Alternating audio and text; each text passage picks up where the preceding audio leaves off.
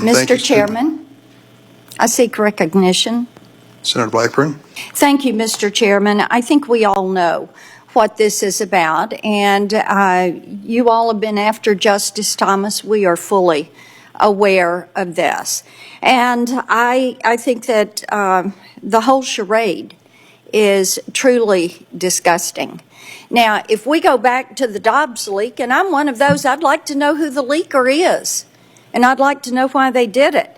But since that leak, our Supreme Court justices, especially Thomas, Alito, Gorsuch, Kavanaugh, Barrett, they have been subjected to threats on their lives. Their families have been subjected to threats on their lives.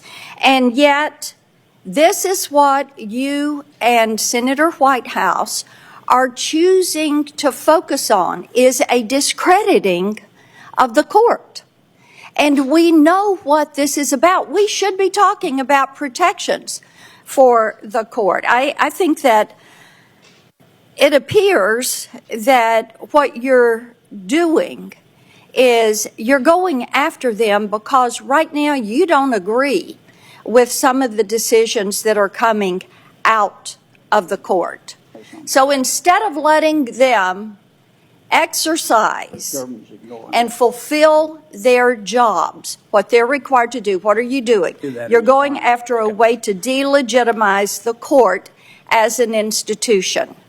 Tennesseans know this. We see it. But, you know, Senator Graham mentioned Justice Sotomayor.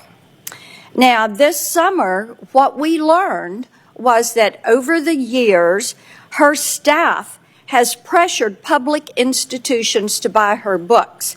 And these books and her book deals have earned her $4 million. And I haven't heard you mention that. None of you have mentioned that. You don't want to talk about that. Nor have you mentioned the fact that she refused to recuse herself from not one, but two copyright infringement cases concerning her book publisher. You clearly don't want to talk about that one either. So I have filed an amendment issuing a subpoena to Justice Sotomayor's staff who helped to sell her books, as well as to her book publisher, so we can fully understand the backstory of these deals. And since we're in the business of issuing subpoenas now, here are a few more that I've filed. A subpoena to Jeffrey Epstein's estate to provide the flight logs for his private plane, given the numerous allegations of human trafficking and sexual abuse surrounding Mr. Epstein. I think it is very important that we identify everybody that was on that plane and how many trips they took on that plane and the destinations to which they arrived.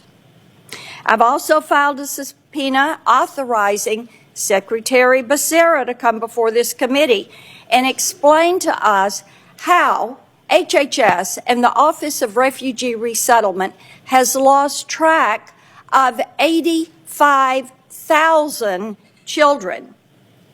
In addition, I filed a subpoena to compel the Biden DOJ to provide all documentation about their disastrous decision to terminate the successful China initiative. That was a program that was critical to targeting and prosecuting Chinese spies in America.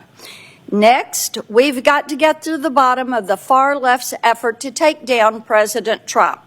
That's why I've filed a subpoena for all documents relating to any political donations and participation by Special Counsel Robert Mueller's staff.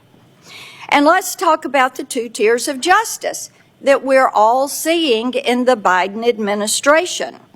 This administration loves to talk about misinformation, but they clearly have the goal of censoring conservative speech online. And the latest example of this DOJ, on behalf of the FTC, filed a privacy and securities practices suit against Twitter. So I think we need to get to the bottom of President Biden's efforts to silence Elon Musk. That's why I filed a subpoena to compel DOJ and the FTC to provide all documents related to the investigation of Elon Musk. So, Mr. Chairman, I think there are real issues that we should be talking about: social media and the way it's destroying our kids' lives. Wall Street Journal has an article in on this today. Our southern border is wide open. It is a vulnerability. The president's administration has lost track of 85,000 children. The world is on fire, but what you have chosen to do is to launch an assault on the legitimacy of the Supreme Court. If you want to take up our time and go there, Mr. Chairman, we can all go there.